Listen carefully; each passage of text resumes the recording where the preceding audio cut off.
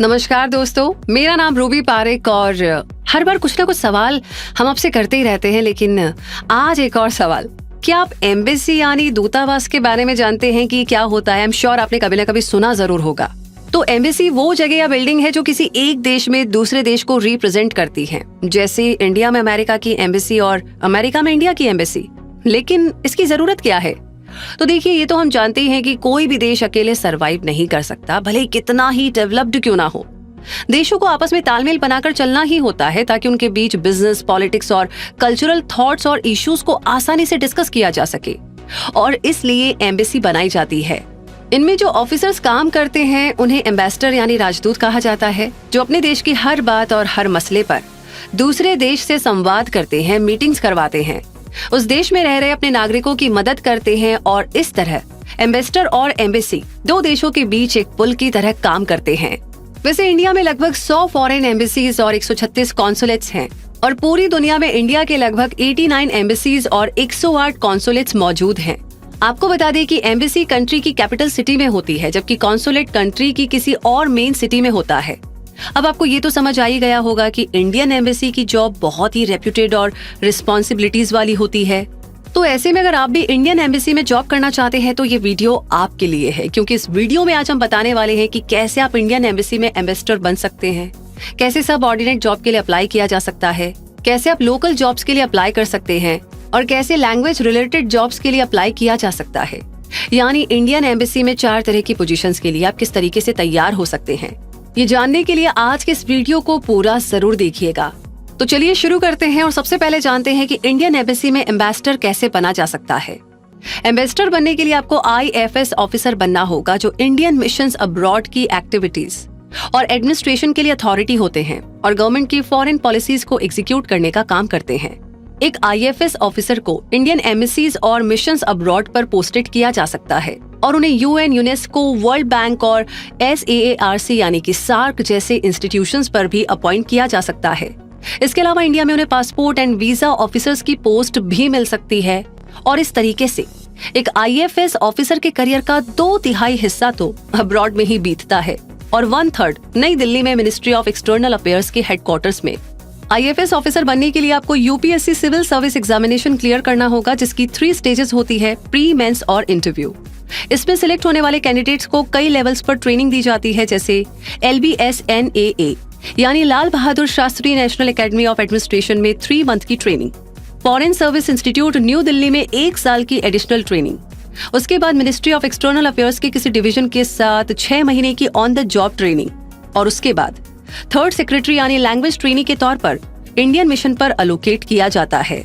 उसके बाद foreign service professional को एबिलिटी टेस्ट क्लियर करना होता है, जिसके बाद उसे इंडियन फॉरेन सर्विसेज में IFS ऑफिसर के तौर पर कंफर्म किया जाता है, और तब उसे किसी इंडियन कॉन्सुलेट में 3 साल के लिए एम्बेसी के किसी डिवीजन में, जैसे एडमिनिस्ट्रेशन, कल्चरल, कॉमर्स, इकोनॉमिक या पॉलिटिकल में सेकेंडरी सेक्रेटरी के तौर पर अपॉइंट किया जाता है। और इस तरह एग्जाम क्लियर करने से लेकर एक फॉरेन सर्विस ऑफिसर बनने तक में लगभग 3 साल का टाइम लगता है, और उसके बाद फर्स्ट सेक्रेटरी, काउंसलर, मिनिस्ट्री की पोजीशंस पर होते हुए एम्बेसडर की पोजीशन पर पहुंचा जाता है। काउंसलर की पोजीशन सर्विस के 13 साल बाद मिला करती है, तो मिनिस्टर की 17 साल की सर्विस के बाद, और उसके बाद बहुत सारा एक्सपीरियंस गेन करने के बाद एम्बेसडर बना जा सकता है। IFS ऑफिसर को मिलने वाली एवरेज सैलरी 60,000 पर महीने हुआ करती है, और उन्हें अदर बेनिफिट्स भी मिला करते हैं। IFS ऑफिसर को मिलने वाली ये सैलरी जूनियर और सीनियर लेवल के अकॉर्डिंग वेरी करती है, और जिस देश में उन्हें पोस्टेड किया जाता है उसके अकॉर्डिंग भी इसमें वेरिएशन मिलता है। लेकिन स्पेशल फॉरेन अलाउंस की कंडीशन में, यानी IFS ऑफिसर को USA में अपॉइंट किया जाए तो ये सैलरी 2,40,000 पर मंथ हो सकती है।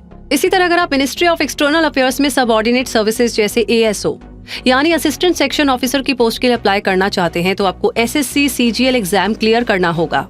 आपको बता दें कि एक ASO को IFS ऑफिसर्स को उनके वर्क में असिस्ट करना होता है, देशों के बीच साइन होने वाले डॉक्यूमेंट्स को प्लान और एग्जामिन करना होता है, होम नेशन में हेडक्वार्टर्स के साथ कॉन्सुलेट के वेरियस ऑफिसेस के बीच में कोऑर्डिनेशन रखना होता है, और फ्रेंडली रिलेशंस को मेंटेन करना होता है।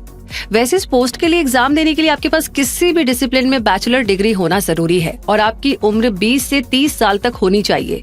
ये एग्जाम 4 टियर में होता है, जिसमें से टियर 1 और टियर 2 ऑनलाइन एग्जाम्स होते हैं, जिसमें डिफरेंट सब्जेक्ट्स के सवाल पूछे जाते हैं।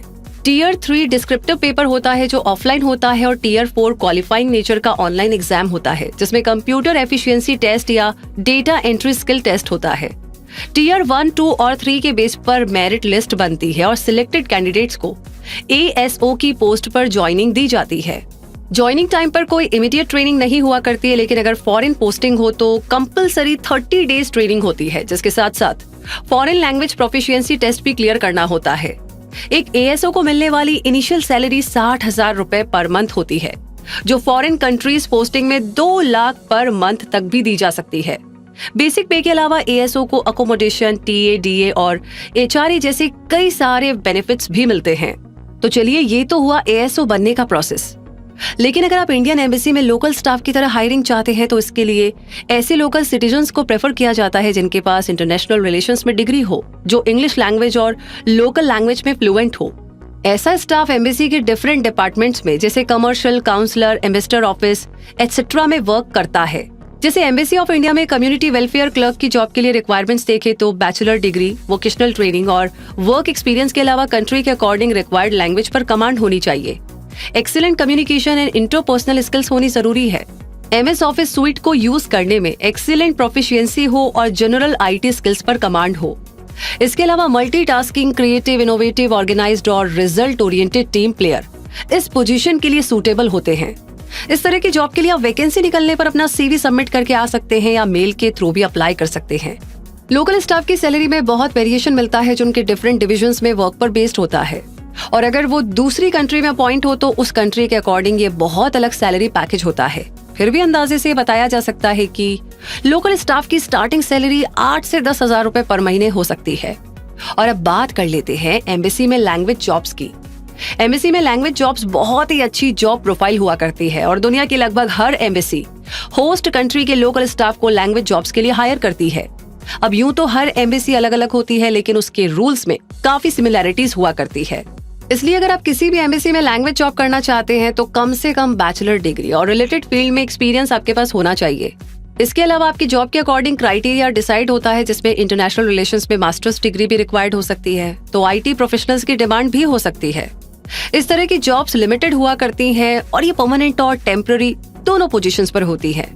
इसलिए लैंग्वेज जॉब्स के लिए अप्लाई करने के लिए आपको उस एम्बेसी की ऑफिशियल वेबसाइट चेक करते रहनी चाहिए और आपका CV उस एम्बेसी में सबमिट जरूर करना चाहिए जहां पर आप जॉब करना चाहते हैं। इसके अलावा आप लिंक्डइन जैसे प्लेटफॉर्म्स के जरिए भी अपना नेटवर्क बनाकर लेटेस्ट इन्फो ले सकते हैं ताकि आपको जॉब मिलने के चांसेस बन सके। उसके बाद तो आपकी लैंग्वेज एक्सपर्टीज और कम्युनिकेशन स्किल्स ही आपको आगे बढ़ा सकती है। और इस तरह की जॉब्स में कुछ फेमस जॉब्स ये होती हैं: ट्रांसलेटर एंड इंटरप्रेटर। ज्यादातर फॉरेन एम्बेसीज इस तरह की जॉब्स ऑफर करती हैं। जैसे इंडिया में फ्रेंच एम्बेसी ऐसे ट्रांसलेटर्स और इंटरप्रेटर्स को जॉब ऑफर करेगी जो फ्रेंच की भी एक्सपर्ट हो और रीजनल लैंग्वेज के भी। अगला है ह्यूमन रिसोर्स जॉब। अगर फॉरेन एम्बेसी की लैंग्वेज में आपकी एक्सपर्टीज हो तो आपको उस कंट्री की इंडिया में एम्बेसी में एग्जीक्यूटिव या मैनेजरियल जॉब रोल भी मिल सकता है। कस्टमर सपोर्ट जॉब की बात करें तो हर एम्बेसी कस्टमर सपोर्ट के लिए हायरिंग करती है, जिसमें document task, voice based jobs, back office work और डॉक्यूमेंट ट्रांसलेशन जैसे काम हुआ करते हैं, जिनके लिए आपको इन वर्क्स की नॉलेज तो होनी ही चाहिए। साथ ही आपको रिक्वायर्ड लैंग्वेज पर कमांड भी होनी चाहिए। इसी तरह अगर आपको फॉरेन लैंग्वेज आती है और आप किसी जॉब के क्राइटेरिया को फुलफिल करते हैं तो आपको फॉरेन एम्बेसीज में research analyst and market researcher, finance section, library section और इकोनॉमिक डिपार्टमेंट में भी जॉब मिल सकती है। और इन सारे जॉब्स में लैंग्वेज स्किल्स आपकी सेकेंडरी लेकिन एसेंशियल क्वालिफिकेशन होगी। तो दोस्तों, इस तरह इंडियन एम्बेसी में जॉब पाने के कई सारे तरीके हैं जो पोस्ट के अकॉर्डिंग होते हैं। जैसे एम्बेसडर के लिए IFS एग्जाम, तो असिस्टेंट पोस्ट के लिए SSC CGL और क्लर्क और ट्रांसलेटर पोस्ट के लिए अदर कंडीशंस के साथ लैंग्वेज प्रोफिशिएंसी। अब इनमें से आपके लिए कौन सी पोस्ट सूटेबल रहेगी ये आपको डिसाइड करना होगा और उसके अकॉर्डिंग एफर्ट्स करने होंगे। वैसे ये जानकारी आपको कैसी लगी कमेंट बॉक्स में लिख करके जरूर बताइएगा। आगे किस बारे में जानना चाहते हैं वो भी बताइएगा। लाइक कर दिया है तो शेयर करना बिल्कुल ना भूलें। और जितने नए लोग जुड़े हैं, आपसे 2 ही रिक्वेस्ट है। पहला काम, सब्सक्राइब कर लीजिए क्विक सपोर्ट चैनल को, और दूसरा काम, बेल आइकन को प्रेस कर दीजिए ताकि ऐसी अमेजिंग जानकारियां आप कभी भी मिस ना करें। रूबी मिलेगी अगले वीडियो में, तब तक के लिए धन्यवाद।